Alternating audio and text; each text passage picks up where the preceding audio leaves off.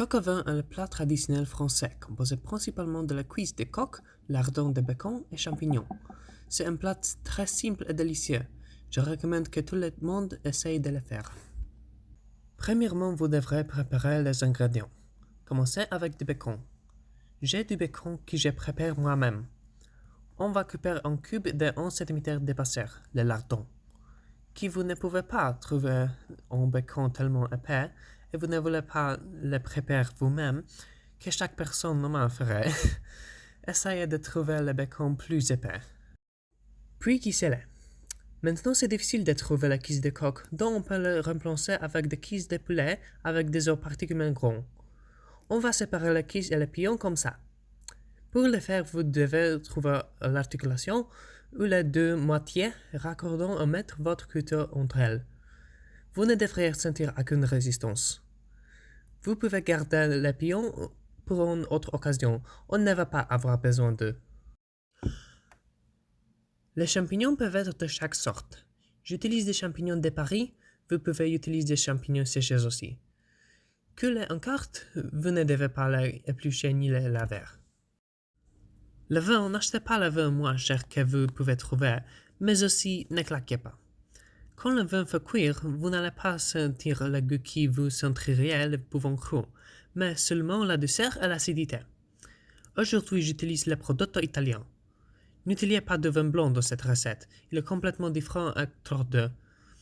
Une autre chose qu'on va faire est couper un oignon au cube pour finir notre mise en place. D'accord, maintenant on peut faire cuire. Commencez avec un pelle à frire, peut-être anti-adhésif, un acier inoxydable ou un acier au carbone. Ne la faites pas chauffer, mais mettez le lardon à poêle froide et doucement augmenter la température. Ça va nous aider à brûler le gras rapidement et faire le lardon croustillant, plutôt que gourmand et difficile à mâcher. Mettez-y le cuisse par-dessus. Laissez-le rissoler pour un moment et lancez-le quand il se tourne croustillant. Faites la même chose avec de l'autre côté. Puis, avant que fond de brûler, ajoutez des champignons, des oignons et une pincée de sel. Ça absorbera l'humidité et déglacera la poêle. Laissez cuire jusqu'à ce qu'une autre couche soit créée et ajoutez une cuillerée à soupe de beurre froid. Le laissez fondre lentement et ajoutez quelques cuillerées à soupe de farine pour faire un roux. Le laissez cuire pour débarrasser du goût de farine crue et déglacer encore avec le vin rouge, environ un tiers de la bouteille. Nettoyez tous les bons trucs en gratin, réduisez le feu et ajoutez le poulet avec des lardons de bacon croustillant et environ un quart de tasse de bouillon maison.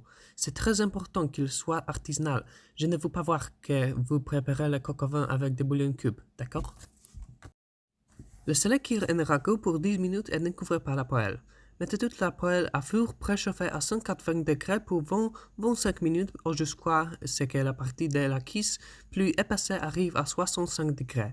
Vous pouvez le vérifier avec un thermomètre. Prudemment, sortez le poulet de la poêle et mettez-le encore à feu pour réduire la sauce de la poêle jusqu'à ce qu'il devienne plus dense. Servez avec des pommes de terre de lait et petits pois. Puis appréciez ce plat vraiment riche et vraiment savoureux.